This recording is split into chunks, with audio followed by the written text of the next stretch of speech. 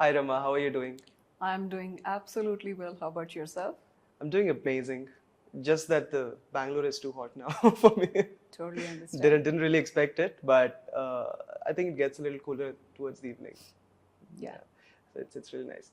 And first of all, it's a nice office space that you have. I heard it's a new space that you're coming up with, new facility also opening up.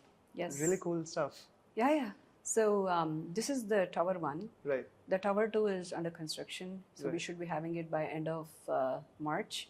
Right. We intend to do many more events, inclusive nice. of the Designathon, Oh wow. which is a 24-hour marathon, and the designers get about 16 hours to churn out some really good solutions, Oh nice. which are design focused at the same time addressing some of the very challenging statements that are out there, and it's a great way for us to attract some really good talent, at the same time showcase some of our work. Amazing. So, Designathon, and also I think that the events I've seen what Lollipop also has done before. It's quite energetic, the events, and a lot of people do come for the events. Yes. So that's a really nice uh, convergence here I would talk about. Yes. Because you're coming from a tech background and then now taking over and leading Lollipop. Also, you've been leading teams and organizations for the past 20 years almost. Yeah. So how has that been, if you have to summarize? I would say it's been a constant learning and evolution. And what we have scraped till 2024, Right. at least from a design technology marriage perspective, it's only the tip of the iceberg. Okay. The best is yet to come. And that's one of the reasons why we have integrated design and tech in the same facility in Bangalore, to create that magic of bringing that wow factor, tying in the business goals, understanding our users, Right. hiding all the tech complexity, and deliver a solution that works for all. Now, one more thing, when you talk about tech and the needs of the customers or your clients, right? Now, there's one important factor here. What I want to specifically talk about is the people, right? Oh, 2 decades is a long time. Yes. And we see generational changes in just like span of 5-6 years. Yes. Right? So you've seen generations like the millennials and Gen Z and then the Gen Alpha. So how has it been going through all of these transitions? Okay. On a lighter note, you are making me look old. All my servicing doesn't seem to be helping, I guess. Yeah, I mean, it's been a very interesting journey, I would say, both as someone who is hiring talent and also someone who is seeking business. So there has been two parts to this. Right. When we started Paxter at Logic, I was much younger, and my sponsors would be of my age. Okay. And the wavelength that we would strike were very different. But now, sponsors are much younger. Okay, I'm still the BD person, and the dynamics have to be the same. Yeah. Right? But net, see, I mean, things that have stayed constant is the DNA. Yeah. So Right. we have always kept customer at highest priority, which means really the business goals, and then aligned ourselves to accomplish what they want to accomplish, which is really solving some of the bigger problems that are out there. Right. So that's one part of it. So I would say it's been a great journey, great experience. Trying to ensure that I stay updated on the business side, Right. and also the tech evolution that is happening. Right. On the employment side, as you rightly said, there has been quite a change from what we used to hire 16, 17 years back to what we are doing now. There is a shift. See, I mean, if we really look at it, 17, 18 years back, there was no cloud. There was no cybersecurity because there was no cloud. All interrelated, right? And then there weren't so many explosions in applications which really called for B2C applications which called for design. And thanks to one of my virtual mentors who's not there anymore, Mr. Jobs. Okay. I give him all the credit for the app economy that has Right. evolved. Unless it was not for the iOS, you would not have created a platform for the different applications that would run, which would hide all the complexity, make it look so simple, and then make it available. Yeah. So everywhere there has been a transformation. If I look at the people that we are employing,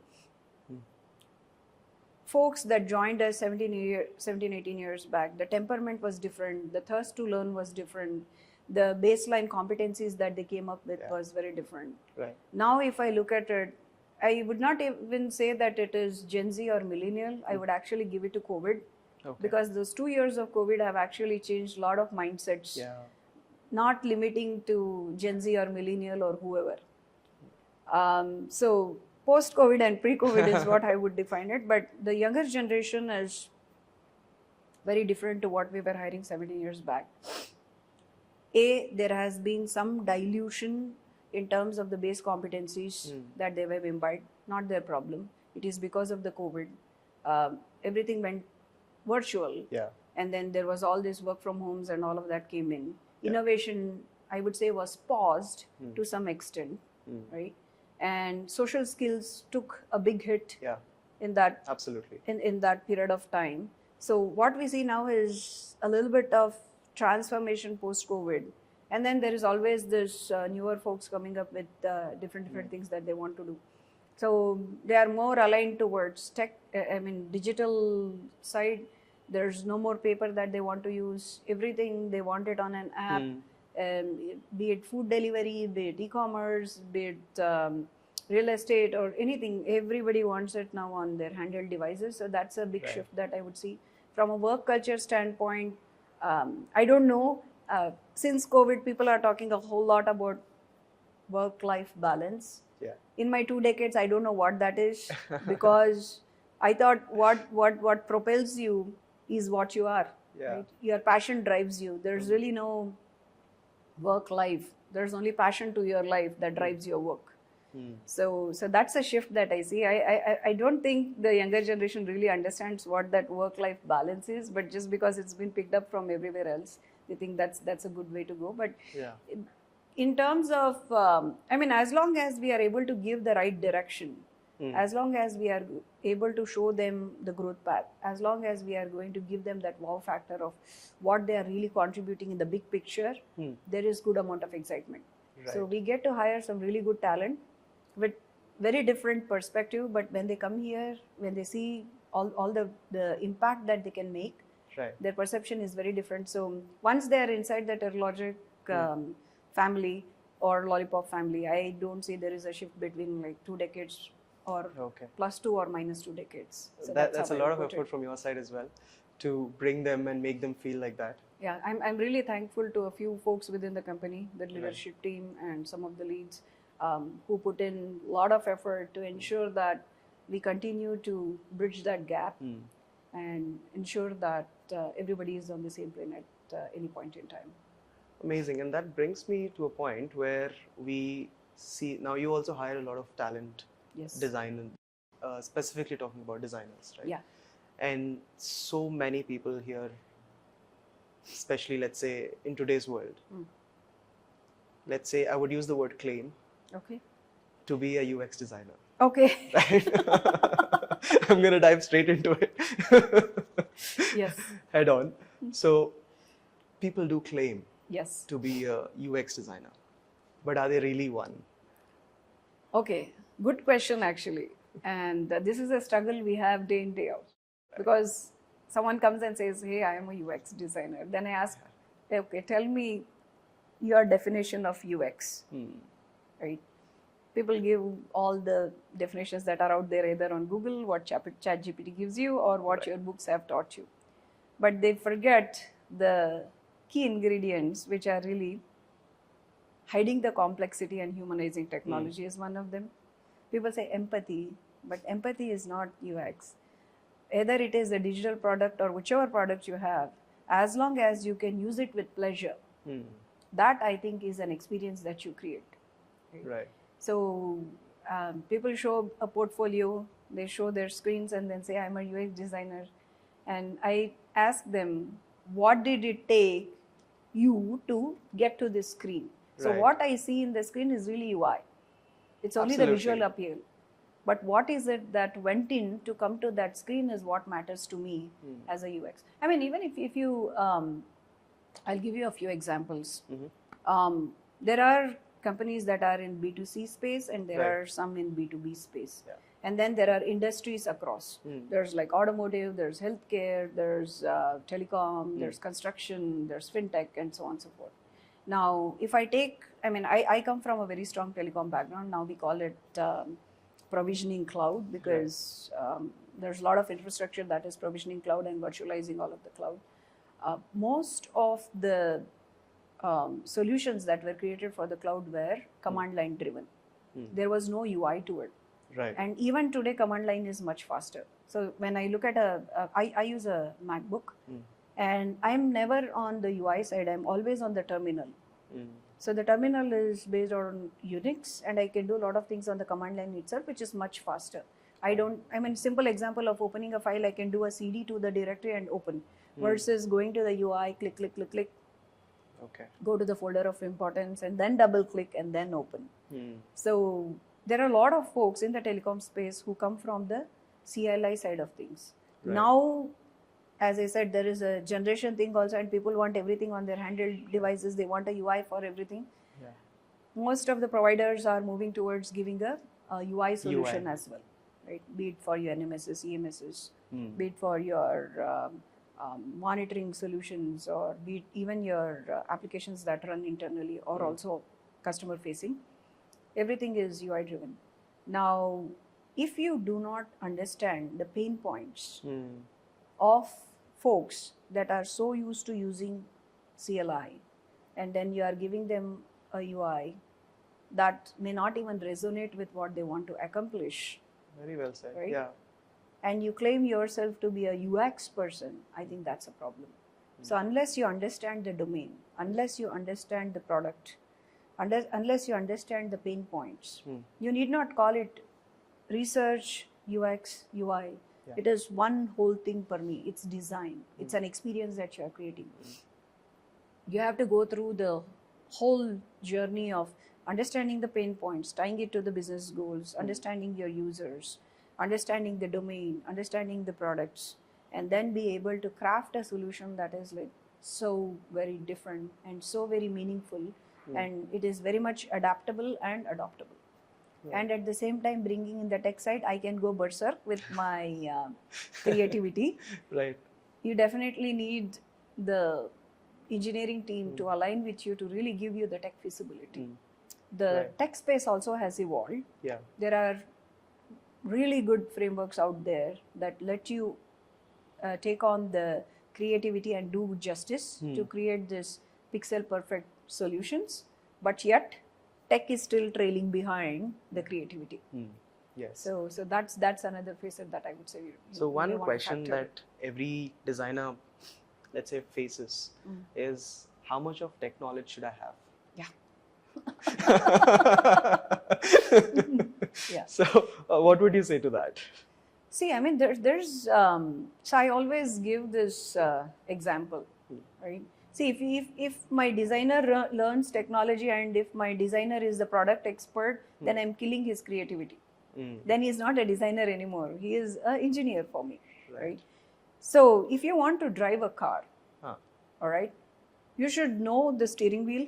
You should know the side mirrors, the rear view mirrors, the clutch, accelerator and brake, and you should also know that if it is an automatic versus stick shift, it's only the accelerator and the brake that you need to know about. You need not know how the engine works. You need not know how the windows work or whatever. So you should have just enough information that will let you drive the car. Okay.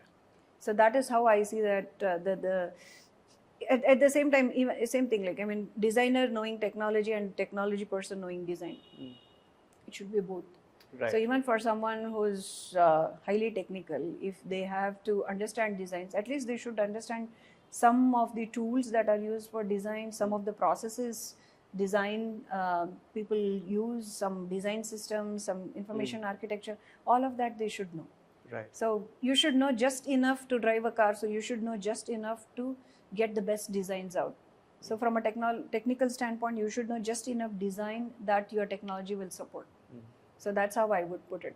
So smattering is definitely needed, but you should not be an expert, otherwise you are killing each other's space, ideally. So when you're working with the team, where you have a tech team, you have design team, and then you have the clients, like their requirement, their demands, or their asks, let's say. So how do you balance your tech, your clients, and then your team that you have? So how do you keep your team up to date and make sure that they are tying in with the requirement? Yes. And your tech also has to be there, tech team and the technological advancements as well. So how do you marry all of these? Yeah. So again, this has been a challenge in the past. I mean, see my exposure to UI UX design to this detail is only since 2019. Okay. We were an engineering driven company. Right. I've done a startup myself, Okay. Medcumo. We did our designs, okay, and then we did our implementation. We built something that we thought would work versus listening to our customers, okay, and build something that they wanted, right? So that tanked. Okay, not because we did something wrong on the design or dev side. It's just that market was not ready. Okay. So I'm okay accepting that it tanked, and we learned. And those were the learnings that I want to bring it to everything that I do today. So since 2019, when we started with Lollipop, we tried integrating design and tech and business goals and users and try to do everything. I would say we are well positioned now in last 2-3 years, because we have delivered some really awesome solutions. We had our hiccups, we learned, and the way we do it today to bridge that gap and bring everybody onto the same page is when we onboard a customer, we have these workshops. okay, This can be anywhere between 2 to 5 days. okay, And the key people from our client base is here. okay, And then we make sure that our solution architect from development and couple of engineers who are going to implement eventually are included. okay, There's a business analyst that is included. There is a program manager that is included. Then there are design leads and principal designers that are included. And we do good amount of brainstorming to hear it from the horse's mouth as to what their business goals are, what they envision their product to look like. And we do quite a bit of whiteboarding. And that's when the designers start putting together their thought process in terms of the workflows, in terms of plausible IAs that they see, the information architectures that they see. Design system is the last thing to get in. We really do not worry about design systems at this point in time. From the tech side, we try to understand whether we can accomplish this. There is estimations that go on. The tech feasibility is understood based on, let's say it's a streaming video solution, then I may not be using Angular, I might be using something different. And if it is unstructured data, which is coming from everywhere, then I may not use a standard database and I may use a MongoDB or something like that. So that's when we do the tech feasibility, and then we also look at the scale, the performance. Then I have to understand the middleware that I'm going to eventually use. Whether would I use a Kubernetes based system with Kafka, or would I do I want to make it very complex, or do I want to simplify it? Would I go with an AI engine? Do I see AI applicability? Because now, you have to come up with smart applications, and time to market is like really, really short. So those are the discussions that happen during the workshops. We try to put some rough UX if possible, very high level, just to explain the flows. They are like very, very, very rudimentary, but just to give an idea that this is what the solution may look like. And from there on, there are constant sync-ups. Once we have the project plan laid out, they are all of the design discussions where we go with our initial requirements, and also when we go back with their usability, and when we have our demos, the development team is plugged in. Just to make sure that the tech feasibility is staying as is from what we decided to take on. Correct. there are constant demos, there are constant feedback mechanisms, there's constant usability testing that happens, all of which is participated by the development team also. And this is the program manager's job to ensure that we are plugged in everywhere, and then the BA is critical to ensure that whatever is the requirement is what is getting translated for implementation. So we do not wait for all of the designs to complete and then the development comes in. Oh, I missed one point. We actually include a QA also. Okay. In those workshops, in those demos, in those usability tests. And the handoff criteria is much stricter now. We ensure that we have a clickable prototype versus just some screens. Right. And Figma has also evolved quite a bit in terms of making it more seamless. We also ask for annotations and such. There is a sit-down review that happens internally for the designers to ensure and explain. If we see a change request that is coming in because of tech feasibility not supporting the newer designs, we go back right away and then make sure that we address it. And then even the designers are always accessible during the development phase if there is a question that needs to be answered.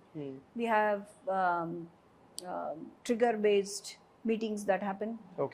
Now it is good that we are in the same facility, but we still have offices in Mumbai, Chennai and all. So we can facilitate virtual meetings again thanks to COVID. That part we have mastered, I would say. Yeah. So we have learned quite a bit. So plugging in development, engineering in early stage and tracking it, making it more demo driven, having these trigger based meetings, being there as part of customer demos and having interim customer demos, which is facilitated by both design and engineering, I see is spanning us a lot of good yield. And that's how we are bridging. Quite interesting, the whole process. I also see that there would be a lot of back and forth involved. So when you're going through all that back and forth with the different teams, right? So you would be simplifying. You also touched upon simplifying things. So is there such thing called oversimplifying? Yes, we do it. Can we talk about that a little?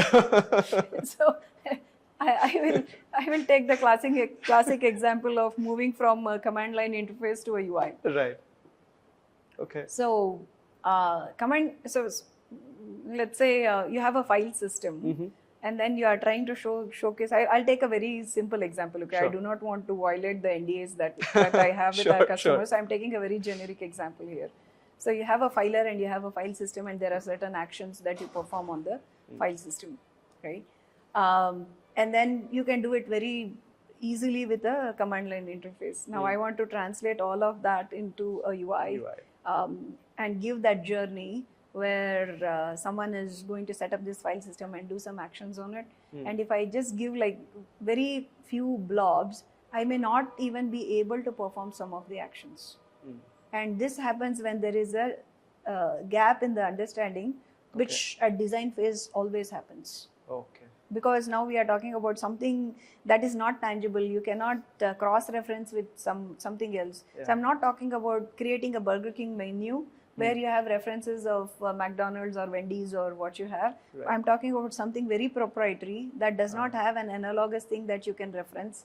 You have to understand, and then you end up overly simplifying it. And then the end customer is like, well, he's again with the CLI mindset is like, well, this will not work for me. How am I going to show my hidden files if you overly simplify it this nature? And then it is again an iterative process. This happens all the time. And even when it comes to development, sometimes the development team comes back and says that, hey, your pop-down menu does not make sense. I don't have so many things to show you. So versus, and then sometimes it is the other way around. It's like, why do I have only one box? I'm going to give you multiple options. And then the designer goes back, is it like yes, no, or is it a string, or is it like multiple string, it's alphanum or what? So, then the complexity starts again. So it's not a good idea to overly simplify things and then the product becomes unusable. How do we control that? So that's where the workshops come into picture.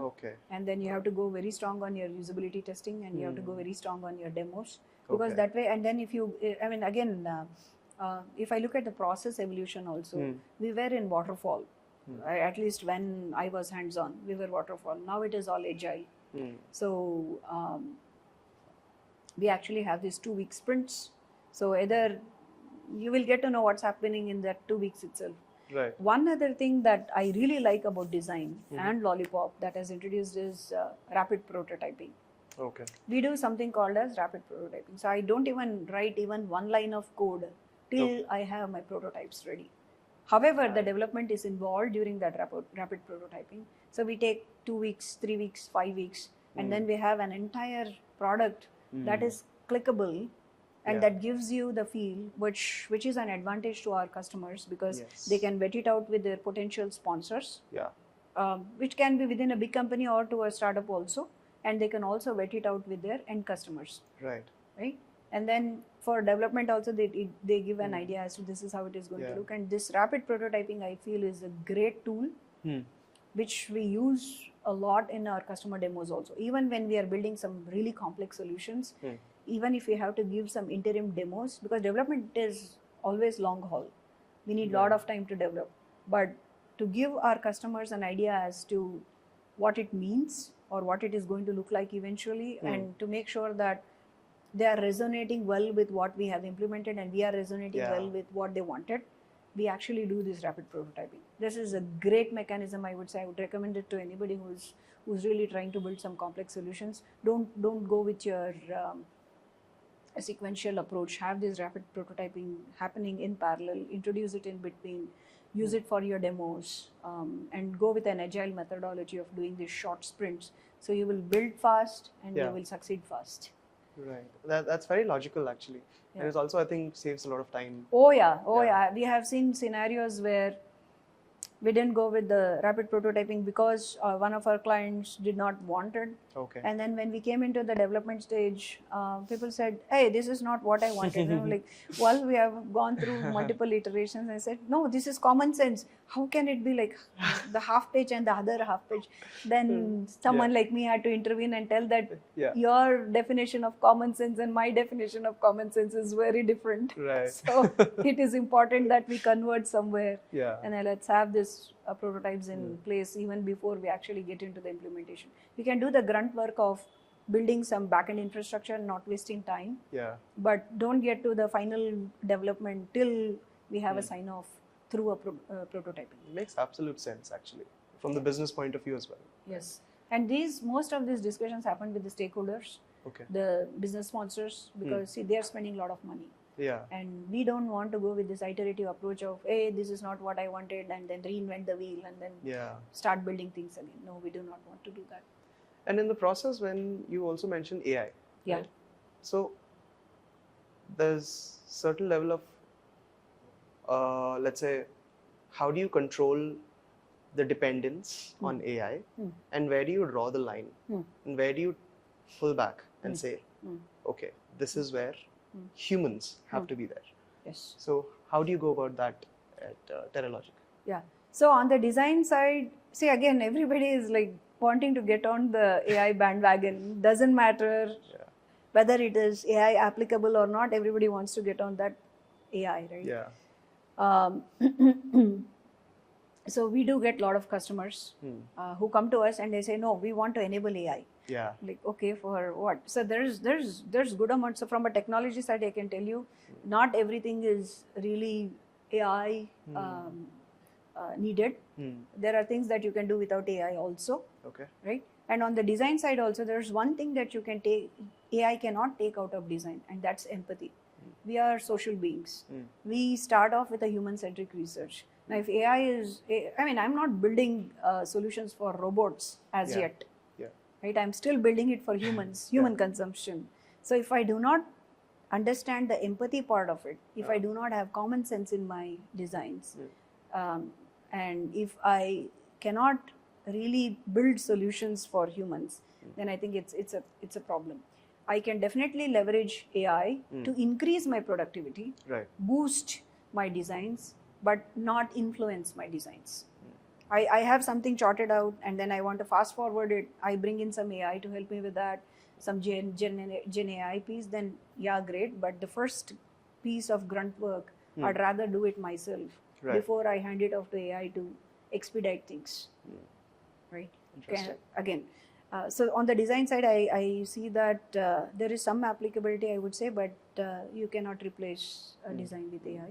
There are so when I say, like, when our customers come to us saying that we want AI, well, they are the sponsors. So you cannot go strong saying that, hey, I don't see AI applicability here, right? Yeah. So we give them propositions as to Right. why we think AI is needed, why we think AI is not needed, and you could still accomplish the same. And then the downsides of enabling AI with smaller data sets, and then hallucinations that come in. Yeah. And then we leave it to their discretion as to if they want to pick it up or not. Right. Also, now again, the kind of data that is coming to us is also different.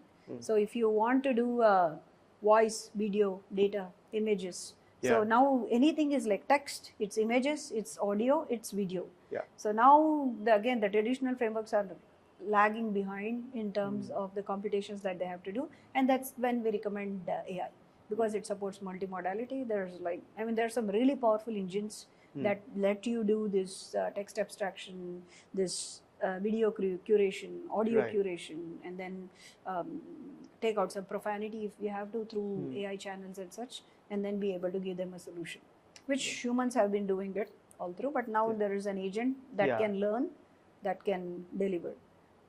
So it all depends on the applicability and the business case and the volume of data and the type of data.